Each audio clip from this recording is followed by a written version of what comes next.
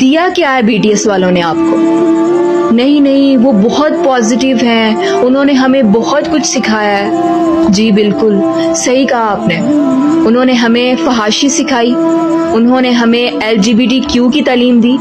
In short وہ ہمیں جہنم کی طرف لے کر جا رہے ہیں، اور ہم بہت سکون سے آنکھیں بند کر کے ان کے ساتھ چلتے جا رہے ہیں۔ تم لوگ صرف باتیں کرتے ہو، لیکن کیا کبھی سوچا ہے جس BTS کو تم فحاشی یا غلط کہتے ہو، انہوں نے دنیا بھر کے لاکھوں دل توڑے نہیں، جوڑے ہیں۔ تم کہہ دیتے ہو ان کے چہرے پر داڑھی نہیں تو مرد نہیں، مگر کیا مردانگی صرف داڑھی سے ہوتی ہے، یا اس جذبات سے جہاں ایک لڑکا دنیا بھر کی عورتوں کی عزت کرنا جانتا ہے، بنا جج کیے، بنا گھورے، بنا ان کی ڈریس دیکھ کر؟ کیا تم نے کبھی دیکھا ہے BTS کا کوئی ممبر کسی لڑکی کے ساتھ بدتمیزی کرتا ہوا؟ نہیں نا، کیونکہ انہوں نے ہمیشہ رسپیکٹ دی، بنا مذہب، بنا رنگ، بنا ذات دیکھے۔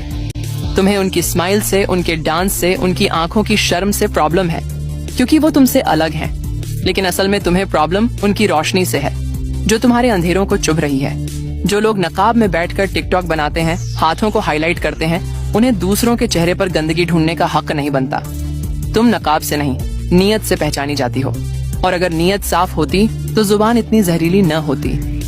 BTS نے مجھے سکھایا کیسے بنا ٹچ کیے بھی محبت کی جاتی ہے، کیسے کسی کو گرتا دیکھ کر نہیں، اٹھتا دیکھ کر خوشی ہوتی ہے۔ انہوں نے کبھی اسلام کو برا نہیں کہا، کبھی کسی مذہب کا مذاق نہیں اڑایا، تو پھر تم کس حق سے ان کا مذاق اڑاتے ہو؟ تمہیں لگتا ہے وہ غلط ہیں، لیکن میں کہنا چاہتی ہوں وہ میرے لیے میرے اینجلز ہیں۔